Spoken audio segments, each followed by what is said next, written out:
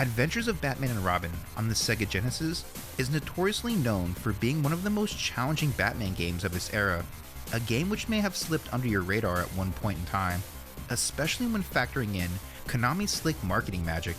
We've touched on this topic several times on this channel, yet by doing so, gave me far greater insight on the road we now travel down. One that presents us with a unique fork in the road. The one we chose to turn down here today is a far more rocky one, unpaved with no guardrails to keep you on course to your destination. This here is debatably my Contra hardcore of Batman titles. In fact, with the bulk of the gameplay inspired by the classic run and gun of Legend, they really should have labeled it this to begin with. Besides, that may have helped Sega sell a few more units during the console wars. Konami wasn't doing Sega any favors in the marketing department. If you were a Konami savant in the mid-90s, then you'll quickly realize why the term hardcore perfectly embodies the spirit of Konami on the Sega Genesis. I've always considered many of these games spiritual sequels to their respective NES titles, which is why I tend to gravitate towards them. Where the Super NES tended to offer a far richer audio and visual spectacle, the Genesis always felt to me like a sweet middle ground between the 8 and 16-bit landscape. So again, if you're not well seasoned to the challenges of the early 8-bit era, then that turn you made back at the fork will quickly come to a dead end. So, be warned here now, this plays nothing like its 16-bit animated cousin across the block. That Batman was a detective by trade. A man on the case, much like this title printed across his comic book roots implied. This Batman right here though, he's just built differently. He's still animated like the game title implies, just not as robust and fluid in motion. Don't get it twisted though, he's every bit as dynamic when thoroughly whooping that ass. He just moves about like he's seen some shit. He's more lean and mean here, chiseled from head to toe, and sporting those gritty Genesis undertones that defines this crime-fighting machine. And while taking to the night, he moves to the sound of that sweet Eurostep. That's also got me thinking here, old Batsy might be running on a bit more than liquid adrenaline. Those withered white eyes won't hesitate to murk a bitch that wishes to run up on him. Shoot, did I just curse? Well, I guess this video won't be picked up by the algorithm anytime soon. Well, that's okay. Like this little gem we got here, it's simply for the hardcores that hang with me here on the home front. Like I mentioned about this card, we're just built a little differently. We got that old school in us that's reflected in our gameplay. You gotta have thick skin if you plan on finishing this right here, because if not, the constant beatings can quickly become demoralizing. So stay locked in and try not to get snapped out of existence like those Mickey Mouse MCU boys. If you make it out alive, then I'll see your ass on the other side of this review. Oh, I did it again. Have mercy on my channel, please. So, without any time to lose, let's dive on into this one as we make our way back to a little hellhole that resides in the heart of Gotham, known as the Arkham Asylum. Here at the Arkham Penitentiary is where the real showmen play. Not those glorified Hollywood gangsters, but those that embrace the code hidden inside a cold hard cell. One cell in particular where today's magic manifests. When you're locked up, you got all the time in the world to think. Think of a way to punish those who brought you down. Further down than you could possibly imagine. In order to do so, sometimes it might take a combined effort, especially when it pertains to a certain someone. However, we've seen how this plays out, and there's more than one way to trap a bat. Perhaps quality over quantity. A selective gathering could be far more resourceful, could it not? An Arkham collective of strictly elites, the four horsemen of the apocalypse, assembled together to free their cage of confinement, and as they put their masterminds together, they would do just that, working in tandem under the strategic guidance of a now resurfacing Mr. Freeze, whom was absent from our prior adventure in Gotham, now rising to prominence to turn this shithole into an icy tundra, sapping the very heart out of a once prosperous city. And as these four begin to rain terror across Gotham, once again the Age of Freeze would welcome us back to Gotham with new adventures of Batman and Robin as our Rockin' Cat Season 2 now unfolds in episodic fashion. With our four prime suspects back on the loose, it wouldn't be long before old Batsy is called back to action. It appears someone has been tinkering with the city's power grid, causing a blackout at the most suspicious time. Lo and behold, there just so happens to be a Gem Expo taking place over at the downtown convention center, and with the Joker's birthday falling on this weekend, What better time than now for the madman to resurface with a new goon squad to indulge in the festivities? As the party kicks off, a mass influx of looting occurs across the city, and by the sheer number of clowns roaming the block, this heist appears large enough to spread the wealth, so stay on guard at every turn, because it's easy to quickly get ambushed by the welcome party. And although the numbers game is stacked against you, it's still every man for himself out here, so you can easily pick them off if you have a plan of attack going in. If you blink twice or have an itch to scratch in those do or die moments, you're taking a hit guaranteed. Perfecting a run here might be the closest thing to witnessing Ultra Instinct in the DC universe, because mental planning is heavily taken into account prior to committing to your controller inputs. From the placement of your hands to the rotation of the D-pad, your neural synapses are firing in overdrive, and by the end of today's episode, you just might be able to swat a fly at first glance without even putting your controller down. The visuals of Batsy chucking an unlimited assortment of accessories and run and gun style hits that sweet spot for me, serving up a taste of those Contra classics, but at the same time gives off some Metal Slug vibes, especially when taking these goons to task in close range combat. Pair this with some sweet acrobatics, and you got a moveset that makes this playthrough a highly addictive affair. When you reach the convention center, you'll be greeted by the Joker's second in command. She's more than batshit crazy if she thinks she's pulling off a Macy's Day Parade in downtown Gotham. If this is your first rodeo here, this fight will quickly best you, and by the time you blow out the candles of this beautiful confetti cannon, you will find a few more surprises waiting inside. It's at that initial moment you feel as if the game is constantly getting the better of you, and in some instances, it sorta is. So there's just no way around it here. You're gonna have to practice these stages repeatedly till you familiarize yourself with the bulk of the bullshit thrown at you. It's not done in a cheap or trollish way either, like many make this out to do. It's simply the underlying pattern that needs to be uncovered, like a cryptic message that must be deciphered. And believe me, once you see it, you won't forget it. Like any good retro game, they have a specific learning curve, which just takes time to overcome, building your muscle memory up to triumph against all odds. There's a few major strategies that might make things slightly more doable within the early honeymoon stages here. How do we create a plan of attack in the middle of all this chaos, you ask? Well, plain and simple, you need to remain selective with your pickups while learning the board. First things first, you need a greater understanding of how your firepower works. This is established by collecting color-coded weapon upgrades, 3 in total that make up the latest revision of your bat belt. They're your primary weapon for attack, so you're not collecting them in bulk here. No. Imagine if Bill Reiser just randomly ran out of ammo midstream. Well, joke's on him. So we're not just grabbing anything and everything the light touches here, Mufasa. You need to compound your interest like a good business investment. Each of these 3 weapons has 7 degrees of power, and it will feel like you went through 7 levels of hell to fully max them out. Trust me, you aren't getting far without capping these off. So pick your poison here and keep drinking it, because you need to know the ins and outs of what these 3 weapons can do sooner than later. And by the way, if you get one of these near maxed out and proceed to scoop up the wrong color coded bat icon, you'll soon be taking a tumble like a wild night of Twister, because once you commit, you're stuck with that weapon. Again, each needs to be leveled up from its initial base form, and unfortunately, you can't return them for a refund, so it's all about planning ahead. As you continue to push Harley's defenses farther and farther back across the showroom, the jig will soon be up. However, with enough stalling, you've allowed the Joker to make off with the loot, now midway across the city, laughing all the way to the bank.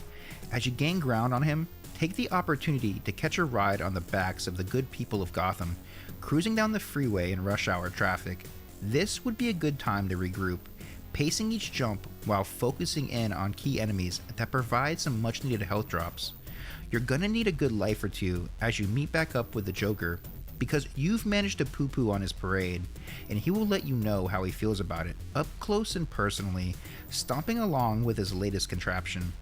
The main body of this blimp has a mind of its own, and it has a hunger for the bat, much like its creator, dropping down below on top its prey like a vulture capitalizing on a wounded victim. Much like Harley, you soon begin to see his exploits, taking the right steps to get enough clearance to clear each hurdle as the Joker repeatedly bounces along the stage. In time, he will mix up his offense, sending in some late night pyro to make this celebration a horrific one. Continue to hold steady as he gobbles up the floor beneath you, and in time, the joke's on this jokester. You will find he's full of as much hot air as the sweet new ride he's got here. With Two-Face on the loose, he will soon set his sights on re-upping his firearms. To do so, he'll be holding up more than a few banks this time around to fit the bill. He's got his sights set on the all-new XR-22 battle blimp, which currently resides in Gotham Tower. In order to seize this warship, he needs to stop a certain someone whom just so happens to be making his way through the lower decks as we speak. Guards will scout the perimeter, dropping in from all angles, sniping you from both sides of the hangar, while the front line hurls down some oil drums for a quick game of Jumpman. Two-Face will periodically make a cameo, dropping in to see what the commotion is about, only to stir up the pot further by lacing the floors with dynamite. You may have noticed by now, you have a meter that autofills when you're not firing a steady stream of firepower, allowing you to dish out varying degrees of punishment, so patience will come into play to secure this home front. You're not always going to take advantage of a situation by simply firing aimlessly. Sometimes you need to find the key moment to strike, like a good hero does. Remaining focused on all targets surrounding you till an opening presents itself, unleashing a fully charged assault to deal some real damage. Remember, a hero doesn't always prevail from the start. It's far more intriguing to tell a hero story, and Adventures of Batman and Robin is a testament to this. After bringing down this tower of power, you take to the Batwing in hot pursuit, which will treat you to a taste of Konami's Gradius series. Gradius, you know, whichever. Did I say a taste? Well, more like a full-on shmup, squeezed into the middle of this high-speed offering. A whole-ass mission in itself, which is broken up into 3 sections. As you soar across the night skies of Gotham, you're soaking the festivities below, truly marveling at the attention to detail while attempting to overcome a full-on space invasion. Seriously, who knew Two-Face rolls this deep? It's an endurance round from the very start, and one that makes it even more integral to stay atop your weapons, further squeezing out every last hard drop from oncoming casualties. Each checkpoint pits your Batwing up against an over-the-top boss encounter, much like any solid shmup does. The fundamentals of intergalactic war apply here. I can't stress enough, if your weapon isn't constantly maxed out, it's gonna be damn near impossible to clear the onslaught of firepower that lies ahead. There's plenty of speed ups to keep your weapon fully charged, but if you aren't compounding your Batcoin through enemy drops, it's not gonna make a lick of difference, especially when you're attempting to dismantle this war vessel.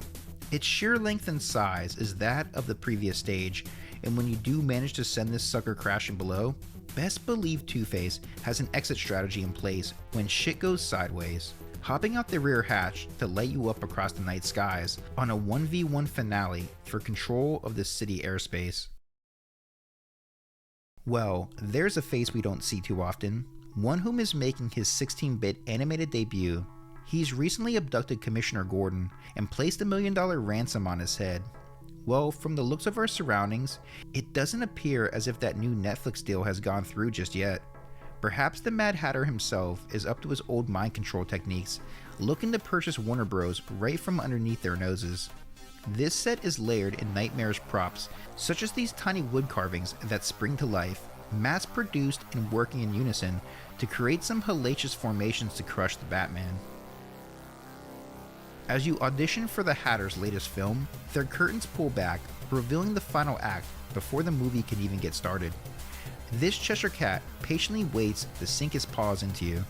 If things become overwhelming by this point, you do have the option to phone a friend. They can join in to bring our duo together for the very first time in all their animated glory. However, if your buddy's stuck at work or can't respond to your battle cry, don't sweat it. There's also a password feature built in, similar to its Super NES counterpart, which requires you to perform a unique button sequence, like the Konami code once did. If that's not in your personal rulebook, I completely understand. However, since the option is here, I believe it's a great way for many veterans and newcomers alike to learn the ins and outs of these boards. This is the closest thing to the Konami code, and how I learned to speedrun the original Contra as a kid, practicing the stages throughout with the 30 live code till I could eventually best it in a single pass. I think that's what Konami was going for back then with its many variations on the iconic code. I wasn't able to apply it here, but this will suffice, and a great way to switch between Batman and Robin when attempting each new episode. This is by far my personal favorite act. It's so well put together from a creative design standpoint. The level of detail packed into each area is simply mind-blowing to wrap your head around. As you progress across each set, so will the production values and unique 3D effects. The sheer depth in sprite scaling and parallax scrolling techniques makes the twisted world of Hatter a vision come to life, now on display through a graphical showcase. As you further race down this rabbit hole, you'll soon second guess your very existence, and it almost feels surreal as the world surrounding you presents as nothing more than a simulation crumbling around you pixel by pixel. However, when you come to your senses, you'll find that tea time has ended early, causing the checkered running board beneath you to slowly twist into a superhighway where the Hatter himself will chase you down, looking for a volunteer for his next routine, as he begins to go full psychopath on us, putting on a showcase of magic acts, which leads up to his grand finale. While our duo was busy freeing up the Commissioner, Freeze has managed to seize the university, searching out a rare alloy source he intends to use to power his latest project, his brand new ice cannon, which now has enough coolant stored up to turn Gotham into a large-scale snow globe. Freeze has gotten to the hired help because unfortunately, the scientists and robotic aides working behind the scenes here have now become compromised. You're gonna have to pivot past the many experiments lurking in the hallways, and if you're not careful, Batsy is one chemical reaction away from a real disaster. As you close in on Freeze, you discover he's operating out of the opposite wing of this building, connected by a radical turbo tunnel filled with spacemen that rock some gnarly new tech.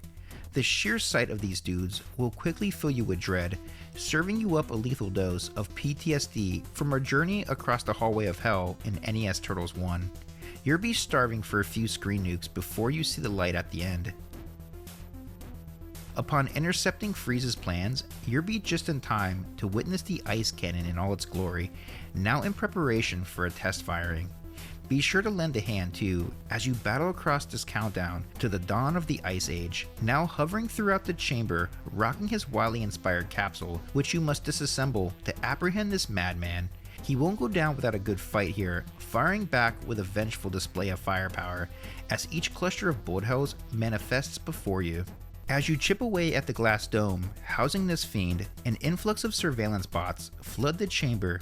Keep it steady, navigating around the chamber as you steadily rip apart these reserves, slowly but surely peeling back the dome of his space cruiser till you knock him out the cockpit, finding Freeze gripping on the support rails below for dear life as his tiny space capsule begins to overheat, starting to smoke from beneath.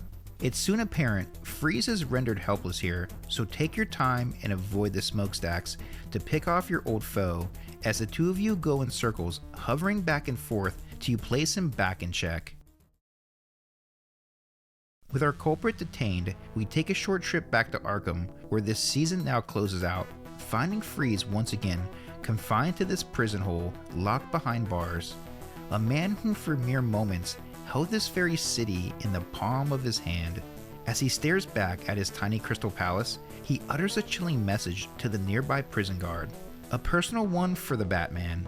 Revenge is a plate best served chilled.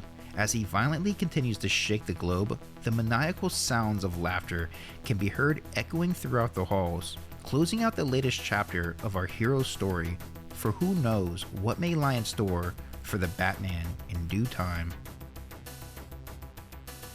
The Adventures of Batman and Robin on the Sega Genesis is a tale for the enthusiast looking for a far more challenging, action-oriented Batman experience. It's one for the diehards whom grew up on those killer 8-bit Konami titles that became legendary for far more than their rich history and colorful characters. They served up this extra degree of challenge, etched throughout their code, that made many of us 90s kids wishing to relive their most challenging childhood moments time and time again. This is essentially a love letter to a generation wrapped up in a brilliant assortment of advanced graphical techniques that made this adventure one you just marveled at, making for one truly memorable adventure. The game has its fair share of flaws, but many of them are easily overcome with enough patience and persistence. Like the late greats mentioned moments ago, they typically weren't an overnight affair. And much like the hand-picked list of villains chosen for this episodic journey, it takes a great deal of time and effort to fully understand them By the end of our trials today, I guarantee you from here on out, this little gem will be etched into your subconscious, because it's the obstacles you overcome that establish your legacy that will be far more fondly looked back on for the many feats that were bestowed upon you. Much like the events unfolding here today, they've left a lasting imprint on us, which in a way warms the soul, much like Batman did in these final hours leading up to his triumphant victory over Mr. Freeze.